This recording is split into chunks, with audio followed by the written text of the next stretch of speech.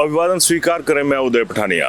आज माननीय supreme court का जो कल का एक वर्डिक्ट था, वर्डिक्ट तो क्या कहें कि जो एक चेतावनी थी, वो आज जो हिमाचल की अखबारें हैं उसमें सुर्खियां बनी हुई हैं और इसमें लिखा गया है कि हालात नहीं बदले तो विलुप्त हो जाएगा हिमाचल। सुप्रीम कोर्ट शीर्ष अदालत ने प्रदेश में पारिस्थितिक असंतुलन पर जताई गंभीर चिंता।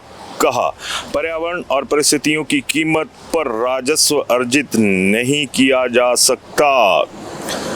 बहुत बड़ी बात कही सुप्रीम कोर्ट ने और लगातार जो तमाम अलर्ट मोड पे एजेंसीज रहती हैं, चाहे उसमें मीडिया हो या कुछ और विभाग भी हो, उनकी सुनवाई कहाँ तक होती है। आखिर आज ऐसा क्या तथ्य सुप्रीम कोर्ट के पास पहुंचा होगा कि उन्हें इतनी बड़ी बात कहनी पड़ गई। और ये हकीकत भी है, आज उस हकीकत का थोड़ा सा मुआयना भी आपको कराएंगे, लेकिन उससे पहले ये ज़रूरी हो जाता है कि आप उन तमाम चीज़ों को देख लें, उस मौके को देख लें जिस पर इस वक्त मेरे साथ विशाल भी खड़े हैं। और अब बकाया जो दृश्य है वो विशाल के जरिए ही आप तक पहुंचेंगे। तो विशाल, मेरा आपसे अनुरोध रहेगा कि इस पुल को ज़रा फोकस में लीजिए और दिखाइएगा कि ये पुल जो है वो धर्मशाला को जाने वाला जो रास्ता है उसमें मस्तपुर के साथ एक छोटी सी सड़क क्या अब तो खासी चौड़ी हो गई है, क्योंकि इससे आगे जो पुल बन रहा है उसकी हाइट देख लीजिए। उसके नीचे आज हालांकि बारिश कम है तो पानी का बहाव भी देख लीजिए कि कितना नजर आ रहा है। और इस बहाव का जो कहर है वो पूरे प्रदेश में है।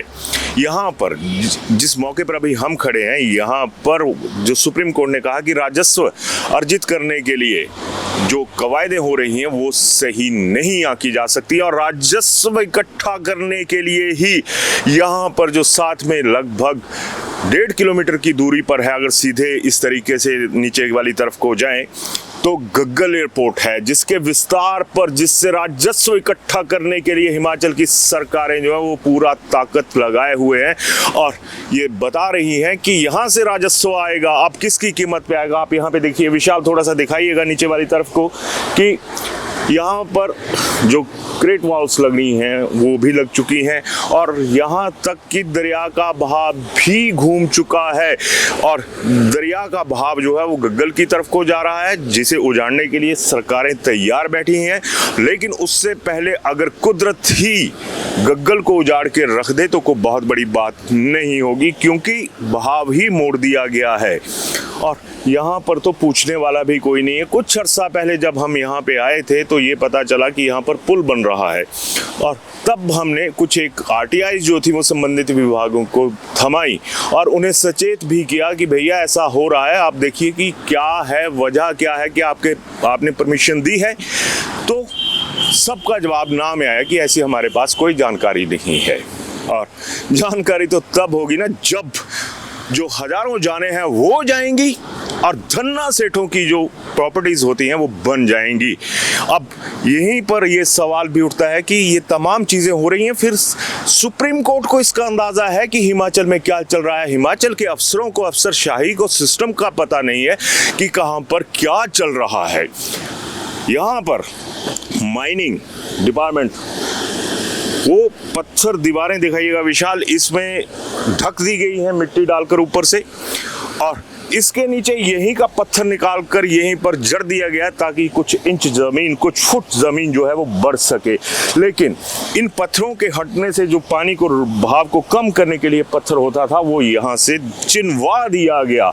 ये आधुनिक काल का वो कहते हैं ना कि काल जो है आधुनिक काल, उसमें ये डेथ की कॉल है सीधे सीधे कि आप पत्थर उठाइए, अपने लिहाज से चिनवा दीजिए। और अब यहाँ पर इस पुल से एक और सवाल जो है वो मेरी सरकारों के आगे रहेगा कि अगर किसी गांव को एक छोटा सा पुल बनाना हो, पुलिया बनानी हो, तो बजट नहीं होता है। सैल्यूट करता हूं ऐसे लोगों को जिन्होंने अपने दम पर, विशाल एक बार थोड़ा सा दिखाइएगा कि कितना लंबा और मजबूत पुल यहाँ पे खड़ा कर दिया। और तमाम चीजें सुप्रीम कोर्ट के ध्यान में आ सकती हैं। सुप्रीम कोर्ट एक कड़ा निर्देश दे सकता है, लेकिन यहाँ के जो आदेश देने वाले लोग हैं वो कहीं नजर नहीं आते। इतना बड़ा पुल बन गया, क्या कभी सरकारों ने किसी गांव के लिए ऐसी व्यवस्था होने दी? कई तरह के ऑब्जेक्शन कि फॉरेस्ट क्लियरेंस नहीं है, माइनिंग की क्लियरेंस नहीं है, तमाम क्लियरेंस का जिक्र करके आम आदमी के फिक्र को हमेशा लागू रखा जाता है कि तुम्हारी जिंदगी का, भाई तू आम आदमी है, तेरी जिंदगी खतरे में पड़ती है तो पड़े, तेरी चिंताएं बढ़ती हैं तो बढ़े, लेकिन हम इसके ऊपर कुछ नहीं करेंगे। अब इसका जीता जाता उदाहरण आपके सामने ही है। सुप्रीम कोर्ट ने ऐसी कई चीजों का जिक्र किया है जिसने पूरे हिमाचल को अभी तक फिक्र में डाला हुआ था, लेकिन जो हमारे अफसर हैं, जो हमारी अफसरशाही है, जो हमारी नेताशाही है, उसका फिक्र यहाँ पर कहीं नजर नहीं आता। यहाँ पर नजर आते हैं तो धन्ना सेठों के सपने, सरकारों के सपने, नेताओं के सपने, फिर जो अपने हैं, जो सरकार को इतना बनाते हैं, हटाते हैं, उनका वजन कहीं नजर नहीं आता। तो एक ज्वलंत उदाहरण आपके सामने है। सुप्रीम कोर्ट के फैसले का जिक्र मैं आगे भी करूंगा। शीर्ष अदालत ने चेतावनी दी कि यदि स्थिति में बदलाव नहीं आया तो पूरा राज्य विलुप्त हो जाएगा। कोर्ट ने यह भी कहा कि प्रदेश में स्थिति जो है वो बद से बदतर होती जा रही है। जलवायु परिवर्तन का राज्य पर स्पष्ट और चिंताजनक प्रभाव पड़ रहा है। और इसी मामले में माननीय सुप्रीम कोर्ट ने जो मामले की अगली सुनवाई है वो 25 अगस्त को रखी है। माननीय न्यायाधीश जस्टिस जेबी पादरीवाला और जस्टिस आर महादेवन की पीठ ने कहा कि हम राज्य सरकार और भारत सरकार संघ पर यह प्रभाव डालना चाहते हैं कि राजस्व अर्जित करना ही सब कुछ नहीं है, यानी वही चीजें जिसका जिक्र करके यहाँ पर सरकारें राजस्व का जिक्र तो करती हैं, लेकिन आम आदमी का राज कहाँ पर होगा उसका कोई जिक्र यहाँ पर नहीं किया जाता है। माननीय अदालत ने कहा है कि पर्यावरण और जो परिस्थितिजनक कीमत पर राजस्व अर्जित नहीं किया जा सकता। अगर हालात आज की ही तरह रहे तो वो दिन दूर नहीं जब पूरा हिमाचल प्रदेश देश के नक्शे से गायब हो जाएगा। अदालत ने चिंता यहाँ तक जाहिर की है कि भगवान न करे कि ऐसा हो। शीर्ष अदालत ने 28 जुलाई को हिमाचल प्रदेश हाईकोर्ट के एक आदेश के खिलाफ याचिका पर सुनवाई करते हुए ये टिप्पणी की है। गौरतलब है कि हाईकोर्ट ने राज्य के जून 2025 की अधिसूचना को चुनौती देने वाली याचिका पर विचार करने से इनकार कर दिया था, जिसमें कुछ क्षेत्रों को हरित क्षेत्र घोषित किया गया था। अपने इसी सुझाव में जो पीठ थी उसने ये भी कहा कि प्राकृतिक आपदा के लिए इंसान जिम्मेदार हैं, लेकिन इंसानों से ज्यादा तो अफसरशाही इसमें जिम्मेदार नजर आती है। पीठ कहती है कि प्रदेश में हालात दिन प्रतिदिन खराब होते जा रहे हैं और कुछ वर्षों से प्रदेश में गंभीर प्राकृतिक आपदाएं भी आ रही हैं। प्रदेश में चल रही गतिविधियों से प्रकृति निश्चित रूप से नाराज है।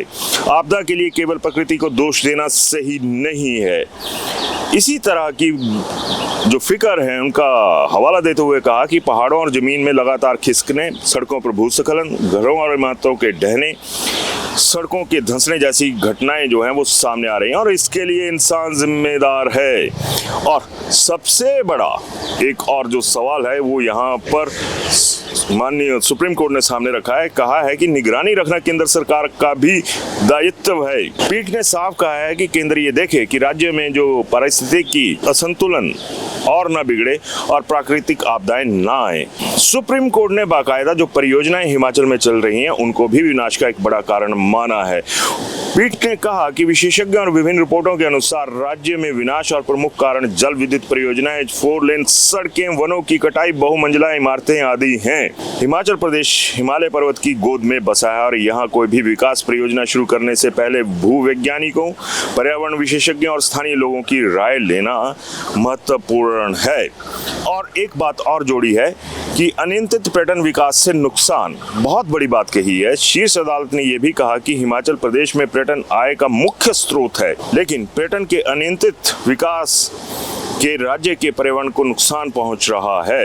अब वही बात आ गई जो एक तरह से निर्देश दिए हैं कि सच में हिमाचल की व्यवस्था का बेड़ा गर्क होकर रह गया है, क्योंकि यहाँ पर जो कुछ भी हो रहा है ये तो प्रदेश के सबसे बड़े जिला कांगड़ा का जो हेडक्वार्टर है उससे मात्र, जैसा मेरे को लगता है कि डीसी ऑफिस से लगभग 8 किलोमीटर की दूरी पर ये स्पॉट है। लेकिन किसी की नजर गई, सरकारें ये दावा करती हैं कि हम हरित जो एक पट्टी है उसे उजाड़ कर वहां पर पर्यटन को पंख लगाएंगे, बड़े बड़े जहाज उतरेंगे और उससे हमारा जो आर्थिकी है वो सुधरेगी। लेकिन नस्लें कितनी उजड़ जाएंगी? क्या ये थोड़ा सा आज मौसम खराब है, लेकिन साथ में बिल्कुल जो धौलाधार पर्वत रेंज है वो है और चंद किलोमीटर की दूरी पर है और उसके नीचे की शरण शुरू हुआ पड़ा है। और तमाम मकलोडगंज को भी देख लो, बहुमंजिला इमारतें खड़ी हैं और जगह जो है वो यहाँ पर जो एक तरह से धंधा चल पड़ा है कि एक इकट्ठा ज़मीन का पीस खरीदिए और उसे फिर टुकड़ों में बेचिए। टुकड़े अगर इंसानियत के होते हैं, टुकड़े अगर समाज के होते हैं तो ये किसी को नज़र नहीं आता। इतना बड़ा पुल नज़र नहीं आ रहा है सरकार को, अफसरों को।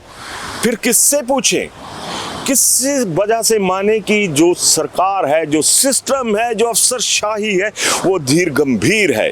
गंभीरता न सरकारों की नजर आती है सिर्फ और सिर्फ उन चीज़ों पर जहां पर बड़े लोगों का राज होता है। अगर एयरपोर्ट भी बनता है तो ये भी तय मानिएगा कि आम आदमी को इससे क्या फ़ायदा होगा। होटल इंडस्ट्री में किसका सबसे ज़्यादा हिस्सेदारी है, किसके सबसे ज़्यादा होटल्स है।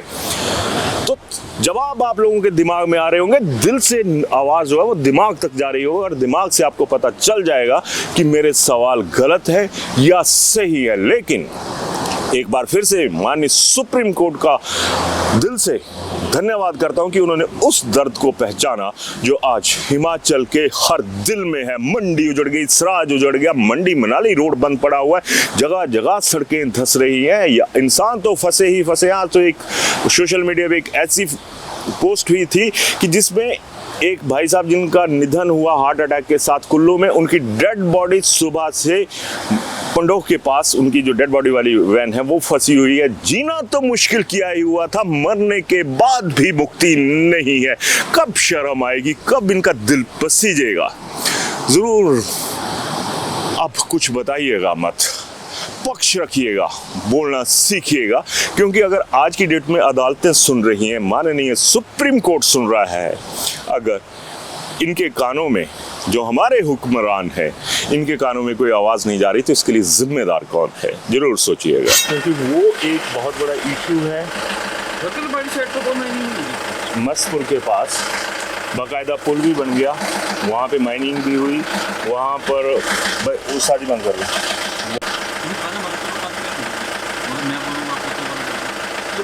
गलती हो गई सर, यहाँ लोगों की आवाज़ बुलंद होने पे हो नहीं रही, आप गाड़ी की उसमें बात कर रहे हैं। मेरी बात सुनो ना, नहीं गाड़ी पे क्यों ऑब्जेक्शन हो गया? तो पीडब्ल्यूडी को पूछो ना। मैं पूछूंगा, पर वहाँ से पत्थर भी निकला है, वहाँ से उन्होंने पूरी दीवार भी बना दी है, उसके साथ रिटेनिंग वॉल लगाई हुई है मस्तपुर चैटड़ू के बीच में। और यहाँ पे रिक्वेस्ट भी करी गई थी, आपको एसडीएम साहब ने भी बोला था, और वहाँ पे विजिट हुई नहीं हुई। आज माननीय सुप्रीम कोर्ट ने ये कहा है कि ये जो भी चीज़ें हो रही हैं इससे हिमाचल विलुप्त हो जाएगा। तो वो अहम इशू है। आप जहाँ कंप्लेंट पे जा रहे हैं आपको जल्दी आप जाइए, लेकिन चैटड़ू से थोड़ा सा नीचे जाके सर आप माइनिंग ऑफिसर हैं इस इलाके के, वहाँ पर ही साथ में है। चलो मैं देख लेता हूँ। अभी कोई अभी तो कब भेजा जनाब? 3 महीने मेरे को हो गए बोलते हुए, उसके बाद एसडीएम साहब बदल गए, नए एसडीएम साहब आ गए, आपके पास नहीं है जवाब तो मना कीजिए, कहानी खत्म है। नहीं मेरे पास जवाब होगा तो दे दीजिए ना आप सर, ये भी बहुत बड़ा इशू है क्योंकि सरकार इसको टूरिज्म कैपिटल बनाने के लिए है। और यहाँ पर इसी तरह का अगर आपका पक्ष है तो आप रख दीजिए ताकि हम आपका पक्ष भी रख सकेंगे। मुझे ये समझ नहीं आ रहा ना कि आप पीडब्ल्यूडी वालों से पूछो ना। मैं पूछूंगा सर, माइनिंग का पूछ रहा हूँ सिर्फ आपसे, माइनिंग का सैंक्शन है ना वो भेजिए। मैं वही पूछूँ, वो पीडब्ल्यूडी से पूछूंगा। उसकी जो रॉयल्टी है वो हमें आती है, इलीगल माइनिंग नहीं है वो। आपको वहाँ से रॉयल्टी आई है? जब हमने पूछा था तो क्यों नहीं जवाब दिया गया कि आपने रॉयल्टी ली है? और इतने साथ अच्छा तरीका भी होता है इसमें, क्या लिखा था आपने? वो आप निकाल लीजिएगा, वहाँ पे आपके पास रिकॉर्ड होगा। आरटीआई में द्वारा आरटीआई डाल दी। हाँ जी, आप उस जो RTI देखिए सर, आरटीआई के वक्त के साथ जो आम आदमी का वक्त है वो भी जुड़ा होता है। आपके पास वक्त है, आम आदमी का आपदा वक्त देख कर नहीं आएगी सर। देखो भाई, मैं तो जा रहा हूँ किसी कंप्लेंट चेक करने के लिए। ये भी कंप्लेंट है सर, और ये भी सरकार से जुड़ा हुआ इशू है, उस प्रोजेक्ट के साथ जुड़ा हुआ है जिस प्रोजेक्ट पे। ठीक है, कोई मैं देख रहा हूँ, आप बाद में ले लेना मेरे। नहीं सर, मैं जा रहा हूँ। आप जाइए, आपकी ड्यूटी में व्यवधान नहीं पैदा कर रहा हूँ तो मैं। आपने मुझे फोन कर दिया होता ना पहले कि मैं आ रहा हूँ, कल तो मैं आपको सर मैंने बहुत बार पहले भी फोन किया था, आपका कितना सा कंप्लाइंस मिलता है वो मैं भी जानता कौन से हूँ। उसे आप मैं ब्लैक एंड व्हाइट ब्रॉडकास्टर से हूँ। तो ये थे माइनिंग ऑफिसर जो कि कांगड़ा की जो बेल्ट है उसे देखते हैं, और इनसे जो सवाल जवाब हुए, इनके पास इतना वक्त नहीं था, आवाज़ साफ नहीं थी क्योंकि हमारा माइक ऑफ था, जो कैमरा का माइक था वो काम कर रहा था। हमने गुजारिश करी कि जो ड्राइवर साहब बैठे थे कि आप ज़रा सा इंजन बंद कर दीजिए, लेकिन शायद जिस तरह से आवाज़ें दबाई जाती हैं, आज इंजन की आवाज़ में यहाँ पर जो हमारा सवाल था वो दबा दिया गया। हमारा सिर्फ इतना सा था कि इनसे ये पता चल जाता कि आखिर वहाँ पे क्या है, तो परिस्थितियाँ यहाँ पर भी क्लियर नहीं हुई। इन्होंने इतना सा ज़रूर कहा कि हमारे पास रॉयल्टी आती है, हमारे पास रॉयल्टी आई है, और रॉयल्टी किस कॉस्ट पे आई, और जो सरकार यहाँ पे दावे करती है कि हमारा ड्रीम प्रोजेक्ट है और उसी ड्रीम प्रोजेक्ट पर इसी जो खड्ड है इसी का पानी उसी तरफ को जा रहा है। लेकिन जब सपने अफसरों और सरकारों के हो जाएं तो आम आदमी का क्या हश्र होता है, किस तरह से उसकी खुदाई हो जाती है सपनों की, वो आज आपको इस माइनिंग डिपार्टमेंट में पता चल गया होगा। और अब आप आगे जो है वो खुद समझदार हैं, मुझे कुछ नहीं कहना है, बस इतना सा कहना है कि आज इन्होंने कंप्लेंट में जाना था। अगर नहीं जाते तो आरोप आ जाता कि सरकारी काम में जो बाधा है वो उत्पन्न की गई। आम आदमी की ज़िंदगी क्या है, उसमें तो कोई बाधा है ही नहीं ना, सरकारी कामों में ही बाधा आती है। अब इसी तहकीकात के सिलसिले में जिस तरह से पहले माइनिंग ऑफिसर साहब थे, वहाँ पे किस तरह का एटीट्यूड रहा, किस तरह की क्या चीज़ें रहीं, वो आपके सामने था। और अब मैं हूँ PWD के एक्शन साहब दिनेश कुमार जी, और भाई साहब ये जो अभी आपने कुछ एक विजुअल्स भी देखे, सारी चीज़ें हैं, इतना बड़ा पुल बन गया, क्या आपसे परमिशन ली गई इस चीज़ की? देखो, मेरे को ज्वाइन किए हुए अभी 3 महीने हुए हैं जी, और मेरे नॉलेज में तो ऐसा कोई आया नहीं है अभी तक। NOC का केस STO वगैरह से वेरीफाई करवा के फिर बता सकते हैं आपको, जो ऑलरेडी यहाँ पहले से वर्क कर रहे हैं। सर मेरा एक और थोड़ी सी क्वेरी रहेगी कि ये सड़क जा रही है, सड़क के साथ PWD की लैंड है, उसके आगे किसी की शायद प्राइवेट हो या किसी की अपनी हो, किसी तरह की हो, तो क्या ये नॉर्म्स जरूरी नहीं है कि आपसे भी परमिशन ली जाती कि हम आपकी सड़क को यहाँ पर जोड़ रहे हैं? अप्रोच के लिए तो NOC लेनी चाहिए, ज़रूरी है, लेकिन जहाँ तक मैं देख रहा हूँ कि वो हमारी जो एक्वायर्ड वो होती है वो उससे बाहर है अभी, पर NOC अभी उन्होंने अप्लाई नहीं किया। वो आप फ़ोन उठा लीजिए। हेलो,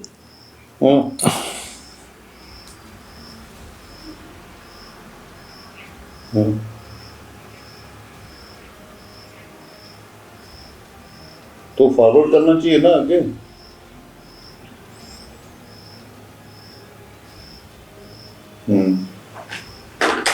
जी सर, ये STO साहब बता रहे हैं कि उससे JE से वेरीफाई किया है, वो कहता मेरे पास दिया हुआ लेटर NOC का, तो वो आगे अभी फॉरवर्ड कर रहे हैं, हमारे पास नहीं आया। दिनेश भाई, मैं थोड़ा सा एक सवाल पूछना चाहूँगा कि JE साहब बोल रहे हैं कि मैंने अभी आगे फॉरवर्ड नहीं किया है।